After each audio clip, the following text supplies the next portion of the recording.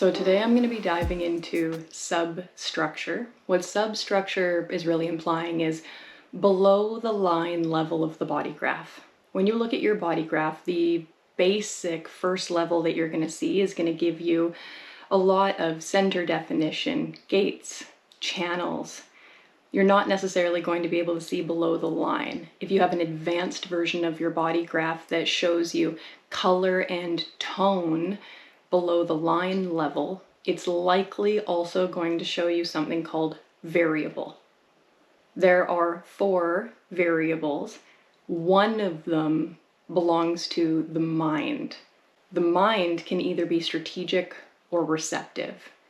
That's what I'm going to introduce today. Talking about the mind, in particular a strategic or a receptive mind, is definitely more advanced information, but it's something that I believe is very important information for people to have in the very beginning of looking at their design if they have an accurate enough birth time in order to get the accurate information here. I want to acknowledge that your birth time needs to be very, very, very, very accurate in order for this information to be correct, because as frequently as every 3 minutes, some aspect of definition can change within the body graph. I am something called a quad left variable configuration. Now my window for my birth time is like 10:14 to 10:17. My mom just says 10:15. I know that between I'm sure my mom didn't wear a watch when she gave birth, but I'm sure between, clocks everywhere that they can be off by a minute or two. So I tend to check within a minute or two of what people say is their expected birth time. If I go to 10:18 as a birth time, I switch from having a strategic mind to a receptive mind. I had some real concerns for a while that I was a receptive mind, but I've been learning about variable long enough and I've been living my design long enough. It's very clear to me that I'm a strategic mind. I'm absolutely a quad left. I know that my birth time is between 10:14 and 10:17 p.m. Even when I do a strategy and authority session, if somebody has accurate birth time, I'm going to look at whether or not they have a strategic or a receptive mind. The reason why that's important to me is because knowing how somebody's mind works helps me understand how to interact with this person, how to share information with this person, and how to really understand the true intelligence of this person. If you don't understand the difference between being strategic and being receptive, you can do a lot of damage trying to support people along their human design experiment, or empower or share, whatever your keynote is. There are also people who don't believe in variable. There are first-gen students who don't pay attention to it. I'm not one of those people, because to me, variable is kind of the heart of differentiation. Variable is incredibly significant to me because of what happened in 1781. It's not just when projectors came on the world, it's when receptivity came back. Now, a lot of the times people talk about like when receptivity came into us, onto the planet. I don't quite know how to say that one, because we were left for such an extended period of time. But historically, there was rightness in us. There was rightness in us when we were still 5-centered. When we became 7-centered, it went very left, very strategic. That allowed us to take advantage of our environment, really for survival. That's the value of a strategic mind. It knows how to take advantage of the environment.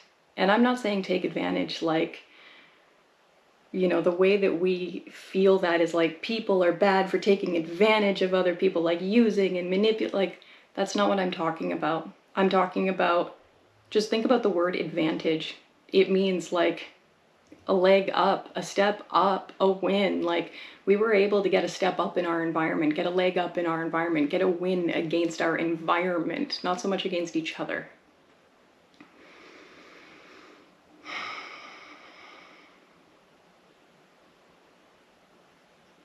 In the most elementary way, when I'm explaining to someone for the very first time what the difference is between being strategic and being receptive, I talk about the pile of information. How we approach information and what we want to do with that information is a really great way to be able to discern whether or not somebody is strategic or receptive.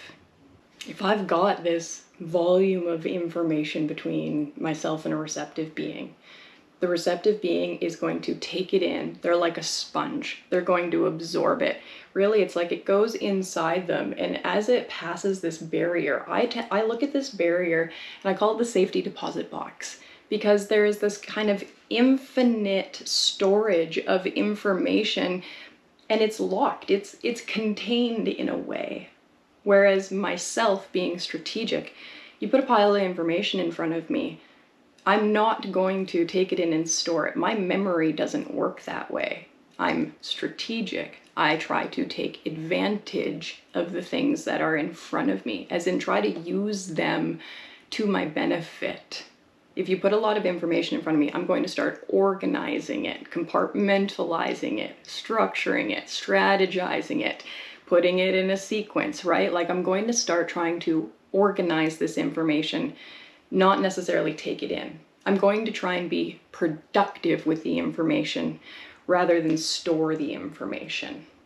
Now, what I'm creating there is a bit of a visual of a binary relationship that happens between the two, because it's wrong to see these things as against each other or one being better than the other. In fact, the only person that would look at one being better than the other is a strategic being, because the strategic being wants to measure, compare, contrast. The receptive being isn't interested in that measurement and comparison. It's interested in taking it in and holding it in until it can be pulled back out to be used at a later time when it's needed, when it's valued.